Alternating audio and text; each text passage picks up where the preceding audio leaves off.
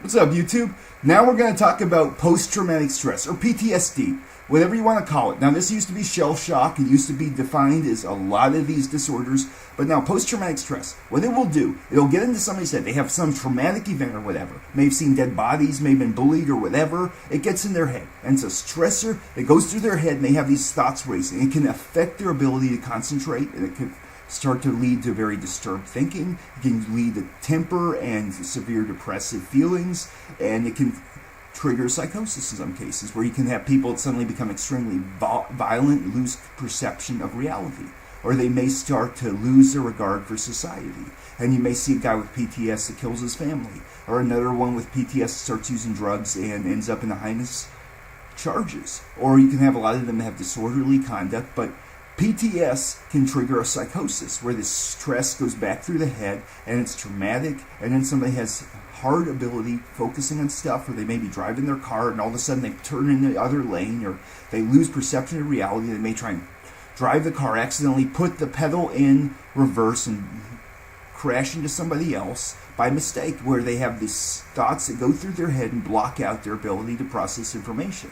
And so in the crime world, it can create very volatile, aggressive people.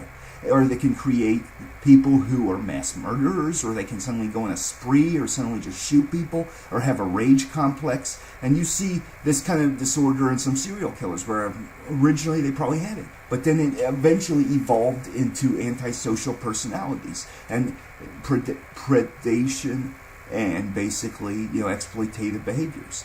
And so, basically, the post-traumatic stress will affect somebody's ability to process information and make rational choices in a lot of cases. But it can also trigger very violent behavior, and it can make people that suddenly become like they've never been before. And so this is where it's one of those fields now we're seeing a lot of, and a lot of these people will medicate with drugs, and they have trouble getting along with other people and holding relationships. And the justice system is seeing a lot of this, where you have like a former military person that kills his family. You have a former college student that, all of a sudden kills somebody too, and he has when he was 5 being abused, and it's always recurring, and then he goes into an environment or has some kind of stressor that suddenly changes things. Or you can have another guy that comes into prison and starts to have this traumatic stress that conditions him into a killer in this environment. And so you can see all these elements of this disorder in a lot of cases,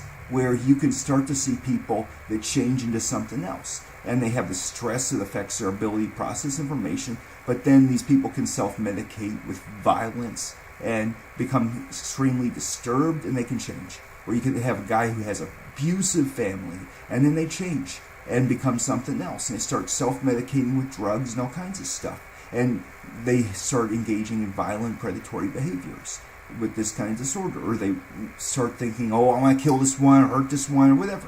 They kind of have this violent, toxic response from the situation, and they lose their perception of reality, and it can trigger kind of a psychosis. And it's much harder to treat. You got to use medications that help blank out their memory. And anti-anxiety medications have been theorized in this. So, it's a big field. It's harder to treat.